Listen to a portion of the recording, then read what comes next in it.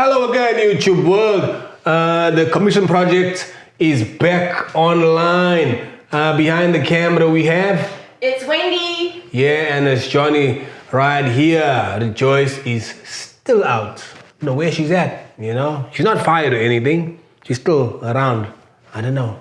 Can't find her. Please, if you know where she is, just chuck it there in the comments. Our guest today, guys, is none other than Dominic, my South African brother from another mother. What's happening, man? All the time. 100%. Yes. So, as many of you guys out there, South Africans in Australia, Doms is enjoying Melbourne's crazy weather. You know, he's tucked away in this part of Australia, or of Melbourne. I'm in the southeast. And where you at, Doms? What's this place called?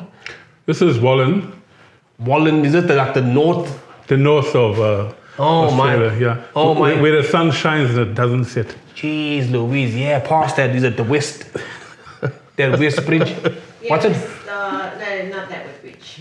Which bridge is it that we got to jump over? Past? Balti. The Balti? Mm-hmm. Gee whiz, Balti. All I know is the speed when I came here, the traffic said, the sign said 110 kilometers. I still can't get over there. I'm like, boy, in South Africa we drive 120, 130 k's. Let me cut him short there. I can't drive slow like this. As you all can see, I've got a biker jacket on. Okay. And I'm used to clocking like 260, 280. But anyway, let me hand it back to my host. We'll call it low flying. Anyway, so yeah, man, nice to see you again, bro. Like, it's been a while, you know, and I connected with Doms over Facebook. Listen, recently I seen him do a few videos and all, and I'm like, okay, cool, you got to get this guy, you know, on our podcast so we can chat. Little did I know what is going on here. You know, there's a whole motorbike chapter that he's a part of now.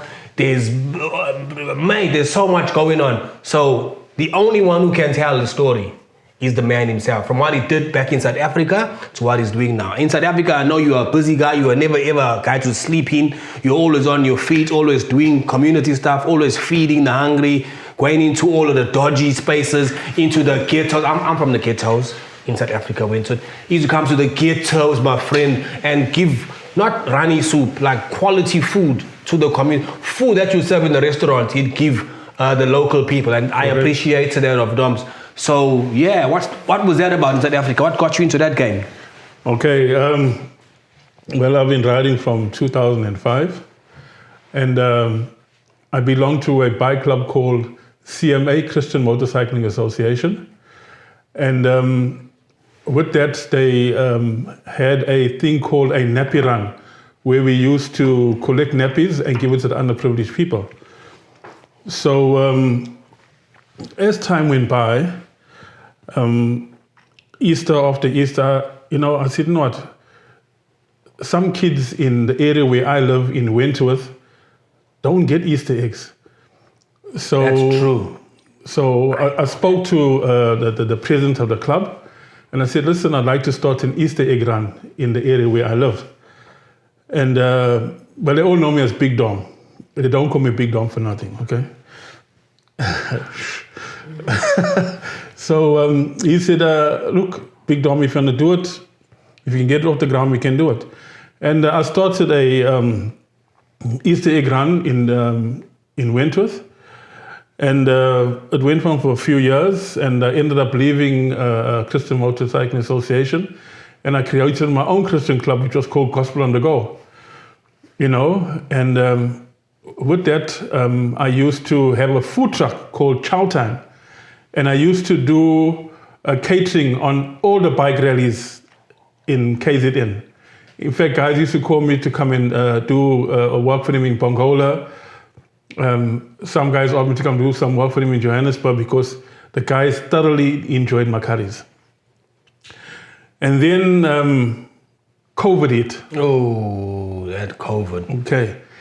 And my food truck, Chow Time, was stocked up. And I was taking all the stock and packing it away. And my son, Grayson, at that time, I think it was around about 6 or 7. He said, "Hey, Dad, what are we going to do with all this food?" So I said, "Hey, we can put it away until, we can start up again." So he said, "Why don't we go and feed the people all this food?" Because I heard the president saying that all the shops must close and the people must go to work. How old was your son? Sorry to interrupt. Yeah, I think about 6. 6 years. 7. The wisdom. 6-year-old kid. Can you believe it?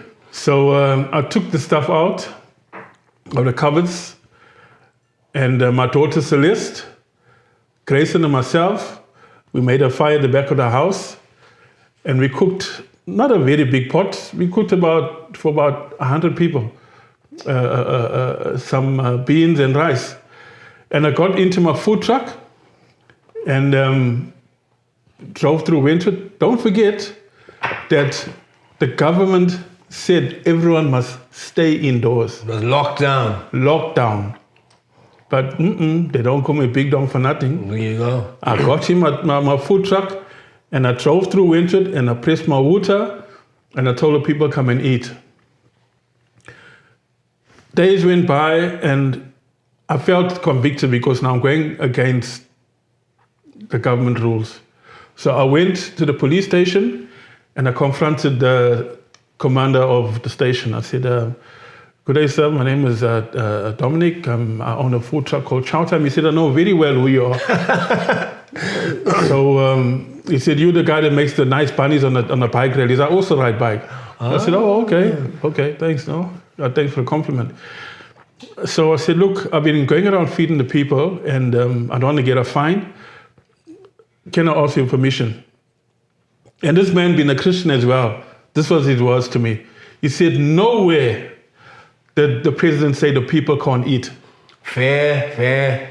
So he said, "You go with my blessings and I will tell my men on the floor when they see your food truck, they must just make sure that the people are keeping their social distance." There you go. 1.5 was it? 1.5 meters?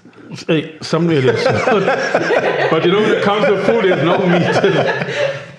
So I told him, I said, "I'm going to go the extra mile and I'm going to go to the local councillor." And I went to our councillor, who was Aubrey Snyman. Aubrey Snyman. And I said, "Look here, Aubrey, this is the story." He said, "Look here, Dom, if you go speak." I said, "No, I've already been to the police station." He said, "Well, you got my blessing." And I put it on social media that I'm feeding the community. And I'm telling you, my Facebook page was like buzzing, people sponsoring all over. That's so good. There you go. Okay.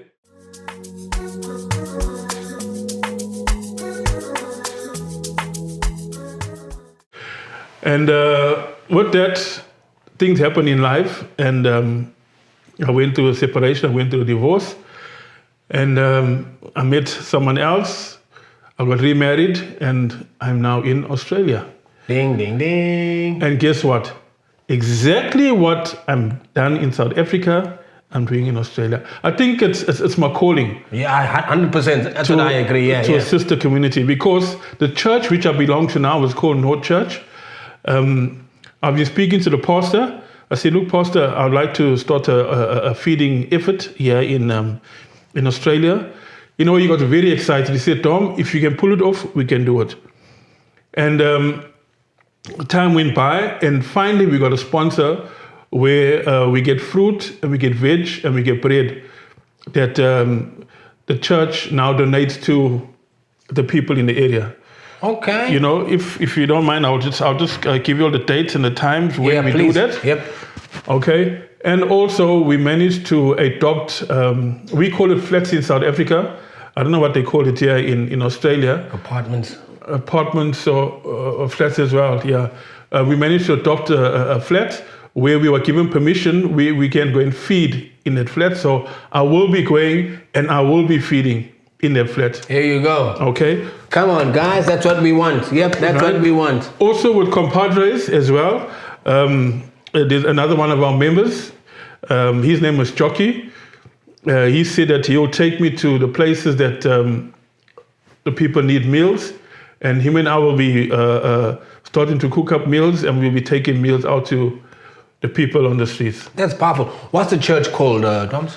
Our church is called North Church. North Church, yep. Who's the pastor? Our pastor is Pastor Lee.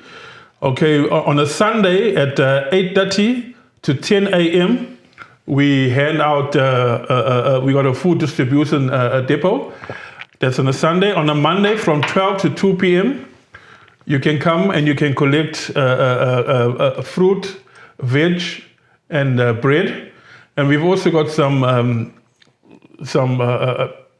non-perishable items as well that we can assist with. But we're also asking people if they'd like to donate towards this cause. Yeah, there you go. You know, because not because people are living in Australia that they're millionaires and multimillionaires. No, it's not like that. There's poverty all over the world. Yep. And there's people within Australia that also need. Yep. I've seen it, and what I've learned in South Africa, hopefully the people in Australia will open their eyes and understand that don't be proud. When it comes to food, we've all got to eat. Yep. Especially the kids. If the adults don't want it, let's give the kids. And when we do things from No Church and from compadres, we do things that the other hand doesn't have to know. Yes, there you go. Yeah, it's a true blessing, yeah? It's not a matter of like flexing to be like, look at us, look at what we're doing. It's more community focused. Correct. Private. We don't need, not even your family will know that we're assisting you. That is good. We will keep it private, but it's on our hearts as Christians to come out and feed. That's one of God's wishes to his people, that those who go out and look after the orphans and the widows, I will bless them. And that is how my blessing came to be in Australia. And that's practical Christianity. Sorry, Doms. Practical Christianity. This is a message I try to push as much as I can, but not hard enough. And through this particular channel, this is the idea, guys. For you out there, you're a businessman, you're a person with resources. These are the organizations you sponsor. These are the guys that you help. They are on the ground. They're doing practical ministry, not hiding behind four walls and just preaching the word. No. Literally in the communities, helping those that are in need. So if you're a church out there and all you do is work within those four walls, I think take the challenge, step out of those four walls and use your resources to help our community. Thank you, bro. Yep. You know, another thing is I need to let you guys know is that you don't have to join our church if we're giving you groceries. Even if I'm not a member, I can just rock up to the church and just come. Even if you're not a member, you rock up to the church and you ask and we will give you. Come on, man. This is like Christmas come early for me. Are you listening? Even if you are not a member. So in other words, this is not a recruitment drive to fill seats in churches or statistics. No, it's genuine Christian service. The world needs more of this, okay? You can be Muslim, you can be Christian, Yep. you can be Zionist, you can be whatever it is. We are doing this from our hearts because we know where our blessing is going to end up. Love it. That's powerful. That's powerful. So one more question, Dom, before I let you go. Compadres. How do you meet up with compadres? Okay. When we moved from our rental home into our home that we built here in Wallen, my neighbor next to me, he's a chef. And, you know, some guys, they like to, hey, bro, what's your you know, the Aussies, hey, mate. Hey, first I reckon, hey, I'm not your mate, I said, no, I got a fro, I didn't, you know, the lingo from Australia I had to get used to, like, you know. Yeah. So I reckon, no, I'm not your mate, you know. Yeah. Here's my mate. So he burst out laughing. So he said, no, me, I'm a walk. I don't know what's a walk. So he said, what's your Facebook? So I gave him my name and standing there, he went onto my Facebook. He reckon, hey, bro, you cook? I reckon, yeah. I said, hey, me, I'm a chef. I said, no, cool. So we got to speaking. And then I said to him, I said, hey, bro, do you know any bikers around? And he said, no, the guy that's living with me, his ex-wife and her current husband, they bikers.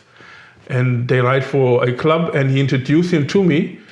And that is how I ended up in this church that I'm currently in. That's good. Right, I'm on the praise and worship team. Come on. I'm on the drummer in the church.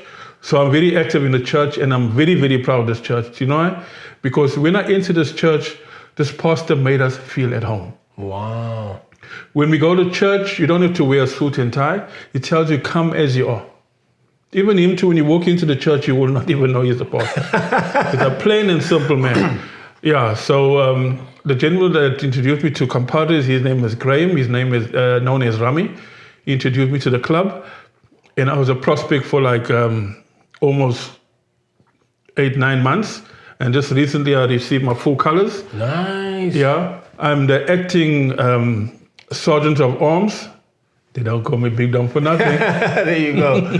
Yeah, so I feel very privileged and I feel very honored to be in a foreign country, wearing a full patch on my back, and also to be put in such a position where I'm going to make decisions that are not small. And I ask God for wisdom, and I ask Him for patience and for guidance when I make those decisions. That's a good one. So just for clarity purposes, what is a prospect? Okay, a prospect is a guy that comes into a club and he's got to learn the ins and outs of the club. He's got to be disciplined. Yep. Okay, we are a Christian-based club. You know, you get other clubs that are very hard, they're very harsh. But us as Christians, we do put things in line. Yep. But there's certain things we don't do because, as I say, we don't want people to turn around and leave the club and say, hey, they're supposed to be Christians. Yeah. We want to show them brotherly love. You know? Grace. Correct. Some guys come in as non-Christians, you know, and it's entirely up to them if they want to be baptized and become a born-again Christian.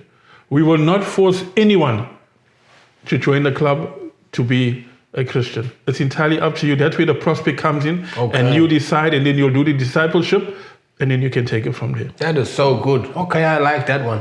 So this is a question. Also, before I ask this question, do you want to shout anybody out? Hey, there's so many people. Shout out to won't go home. But all I can say is I'm happy to be living in Australia. I love my country. I miss my country. I miss my kids. I miss the naughty kids I used to feed. You won't believe it. You'll know who you are. You'll know who you are. Not only that, what about the grannies that used to come in home and say, oh, my teddy bear. I had a lot of girlfriends, old girls.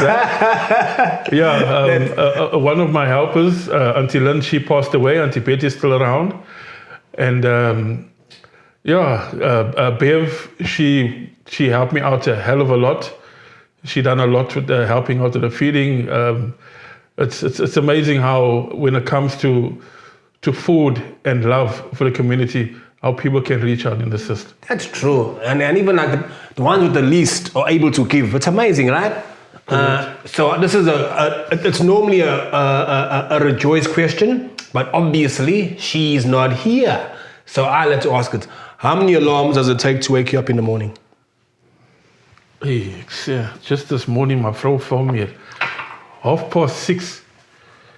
She reckon, are you up? I reckon, Brahman, I'm still sleeping. Why are you waking me up so early?